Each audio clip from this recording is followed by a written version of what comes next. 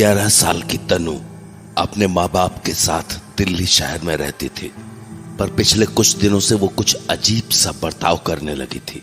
वो अब सारा दिन अपने कमरे के एक कोने में बैठी रहती।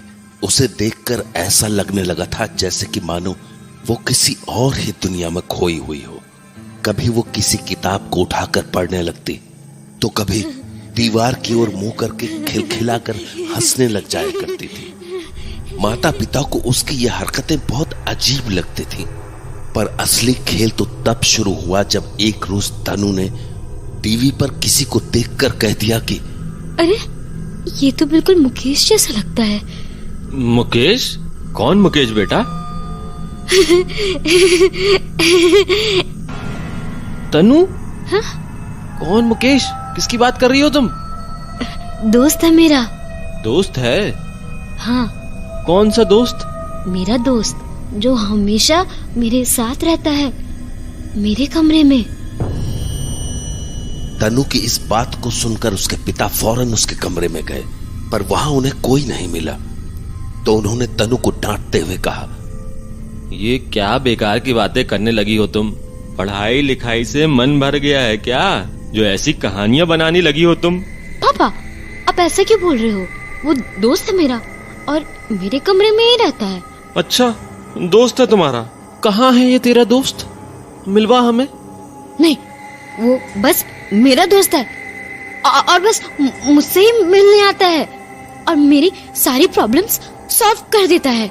अच्छा, तुम्हारा दोस्त तुम्हारे होमवर्क में हेल्प करता है? नहीं, लाइफ के प्रॉब्लम्स। लाइफ के प्रॉब्लम्स? क्या प्रॉब्लम्स सॉल्व की हैं उसने, बताना जरा। बहुत सारे। जब मुझे टेस्ट देने का मन नहीं होता तो मैं मुकेश से कह देती हूँ और वो मेरी हेल्प कर देता है। हेल्प? कैसी हेल्प? तुम एग्जाम में चीटिंग करती हो? नहीं, बस वो एग्जाम्स की डेट एक्सटेंड करा देता है जब तक मैं चाहूँ तब तक। बहुत अच्छा है वो। मेरे किसी भी फ्रेंड को मुझसे नाराज नहीं होने देता। उन्हें वो इतने अच्छे से समझाता है कि गलती मेरी भी होती है तो वो सॉरी बोलती है।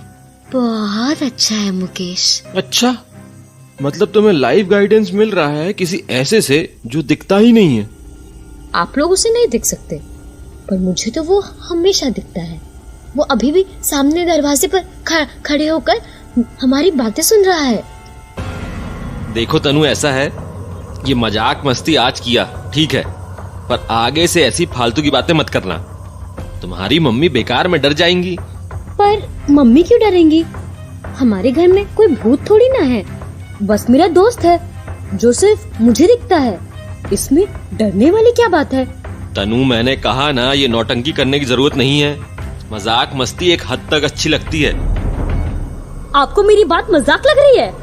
पूरे दिन मैं मुकेश से बात करती हूँ और आप बोल रहे हो कि मैं मजाक कर रही हूँ। तनु, ढंग से बात करो। क्यों बहस कर रही हो पापा से? क्योंकि पापा बोल रहे हैं मेरा दोस्त कोई है ही नहीं, मैं बस ड्रामेबाजी कर रही हूँ। अरे, वो मुझे साफ साफ दरवाजे के पास खड़ा दिख रहा है। एक मिनट मुकेश, वो टेबल पर जो ग्लास पड़ा है उसे जमीन पर गिरा दो, तभी इन्हें यकीन होगा कि तुम सच में हो। ओफो, चुप हो जाओ तुम दोनों। क्यों बेवजह लड़ रहे हो? तनु बेटा, रात हो गई है, जाके सो जा।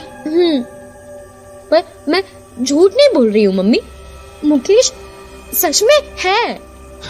अरे, तो कहाँ गिराया उसने तेरा गिलास? कहा तो था तुमने उससे। मुकेश, ग्लास गिराओ अभी के अभी।